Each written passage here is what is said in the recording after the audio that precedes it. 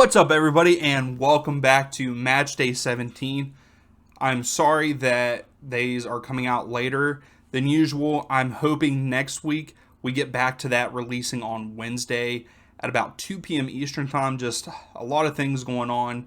As you know, I do coaching, and these last 2 weeks to next week in the evenings, it's hard for me to do anything because I do coach. So hopefully next week with a new work schedule and everything, I'll get back on track. But thank you for sticking with me and still watching the videos. So let's jump into it. So first up, we have FC Cincinnati against Orlando City.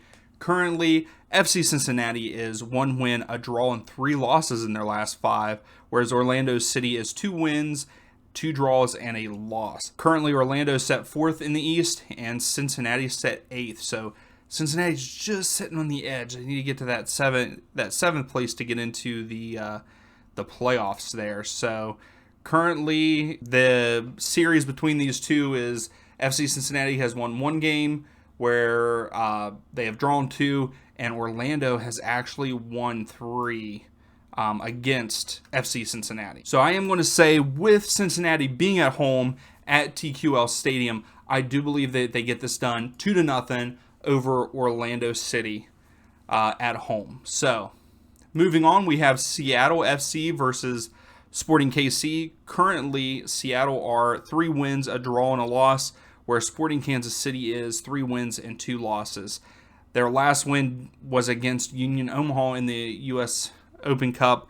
They destroyed them 6-0. So it's hard to go off that. Currently, Seattle is now in a playoff spot. I told you guys they were coming up, and they're going to play havoc in the playoffs. I guarantee it.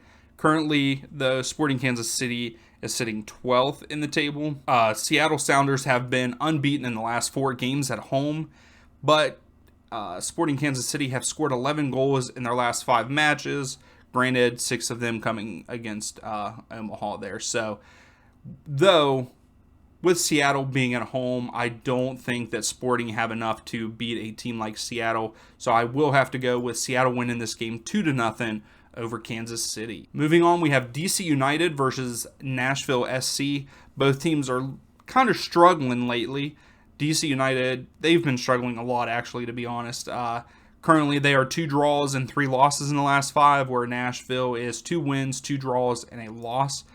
These two teams have played against each other 3 times, where Nashville has won 2 of them, and they have drawn 1. I do, however, believe that because of how bad DC United have been lately, they haven't kept a clean sheet in the last 6. They also have not won in the last 6 games. So I do believe that Nashville will go on the road, because they did lose at home against Sporting last week. I think that they get this done 3-1 over DC United. I know that that's kind of a big score line, but I do believe that they get this done over DC. So, moving on to the next game, we have Montreal versus Charlotte FC. Currently, Montreal are 2 wins and 3 losses, where Charlotte is 2 wins, a draw, and 2 losses. These two teams are really close in the standings. Currently, Montreal are 5th in the table, whereas Charlotte is 7th. These two teams have only played once. They did play at Charlotte in May. Montreal did win that game 2-0. Montreal, though, has not scored in their last 2 matches, so it was kind of hard to pick this one for me, but I do think that there's going to be a lot of goals in this game for some reason, and I think, though, Montreal get it done at home 3-2 against Charlotte. So that moves us on to the other Canadian game, Toronto FC versus Atlanta United. Toronto FC is actually currently on a pretty good streak right now. 4 wins and a loss in the last 5, whereas Atlanta United have struggled. Their struggles continue other than last week. They have 1 win, 2 draws, 2 losses in the last 5. Currently, Atlanta sits 9th in the table. Toronto is 12th. If they turn it around, though, they can make a run for the playoffs there, Toronto. But Atlanta looked pretty good last week, but they did play pretty much against 10 men the whole game. I think it was like the 30-something minute, maybe 20-something minute. There was a red card handed out to Inter Miami. They still have a lot of work. We did get some new signings in. So did Columbus Crew, a couple others. So this one was hard for me to pick, and I do believe Atlanta hasn't won a away match in their last 5, that they do go into BMO Field and walk away with a point. We really need that to keep moving up, but I do believe this game will end in a 2-2 draw there at BMO Field. So that leads us into Houston Dynamo versus Chicago Fire. Currently, Houston is 1 win and 4 losses. Chicago, pretty similar, 1 win, 1 draw, 3 losses in the last 5. Man, both of these teams are not doing very well. Houston have lost their last 3 matches. They have, however, scored 5 goals in their last 5 games, so they're averaging 1 goal a game there. Chicago haven't won in the previous 2 matches against Houston, so that kind of played a role in my choosing.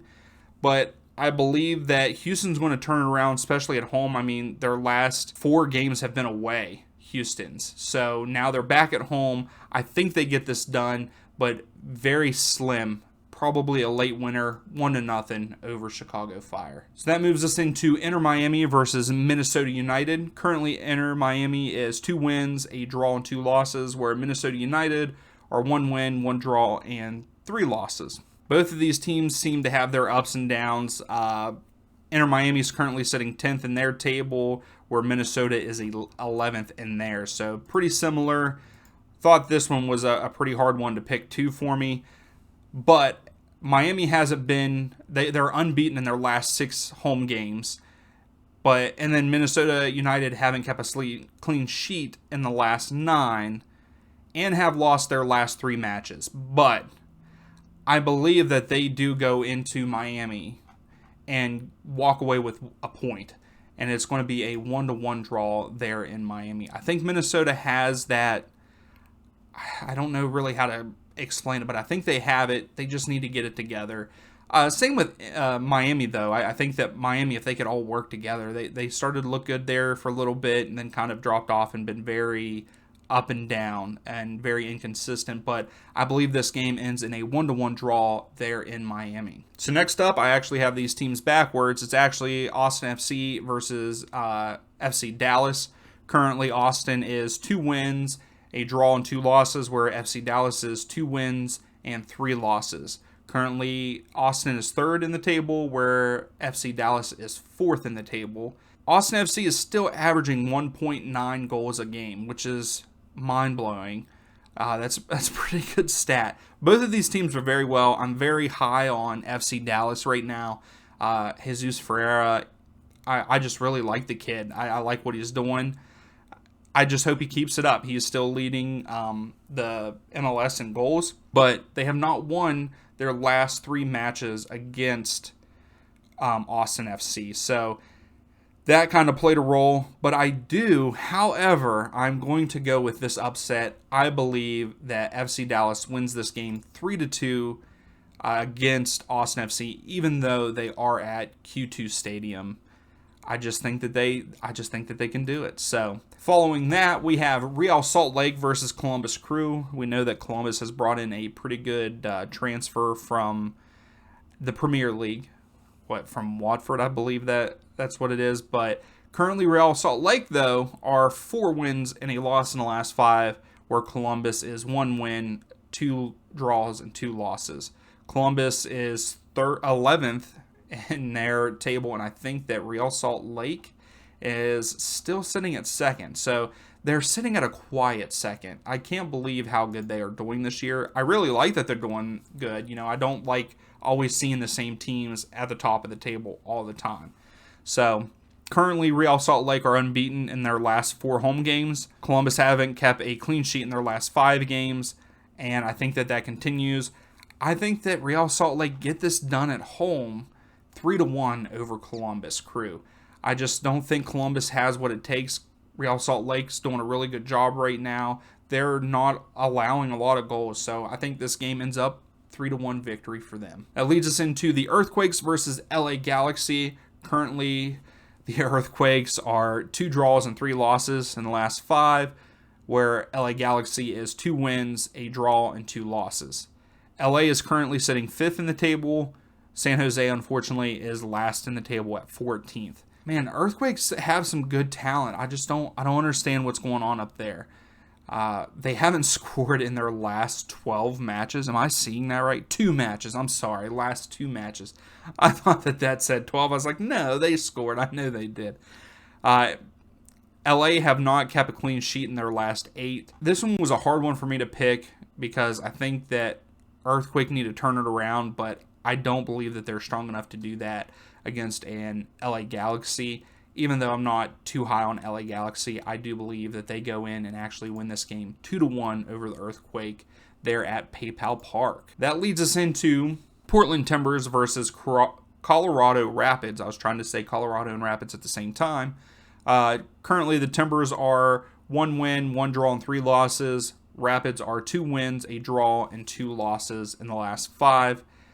Colorado is sitting 9th, whereas Timbers are 13th in the table. Timbers haven't kept a clean sheet in 8 matches.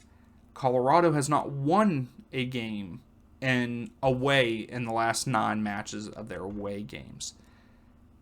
I think that continues for them. I think that Timber get this done at home and they win this game 1-0 over the Colorado Rapids. Our first Sunday game of the weekend is LAFC versus New York Red Bull. Currently, LAFC are 2 wins, a draw, and 2 losses.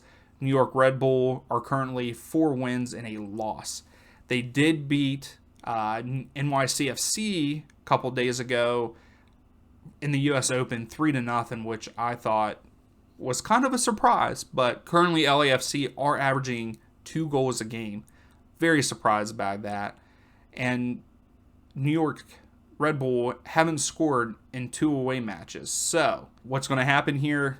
I think that LAFC is just stronger at home. I do, however, know that the Red Bull will score in this game. I think it'll end up being a 2-1 win for LAFC. So that takes us from one coast to the other coast. Philadelphia Union versus NYCFC.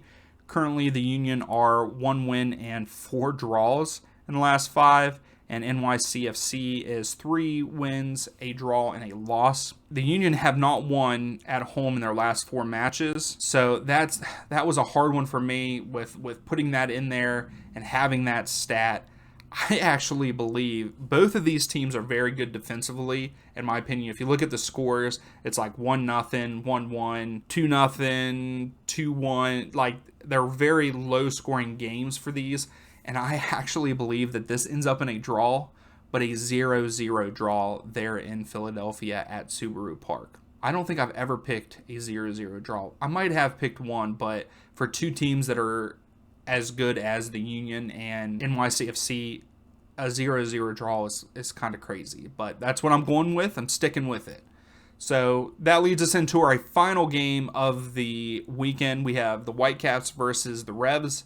The Whitecaps currently are 4 wins and a loss, where the Revs are 2 wins, 2 draws, and a loss in the last 5. Vancouver have been unbeaten in the last 6 home games, and the Revs haven't kept a clean sheet in the last 9 games. So, with that being said, I don't think that very much separates these 2 teams right now, and I believe that this ends up in a 1-1 draw there at BC Place. So, that is it for Match Day 17. I love doing these videos, so if you like the video, please give it a thumbs up. Subscribe if you like the content.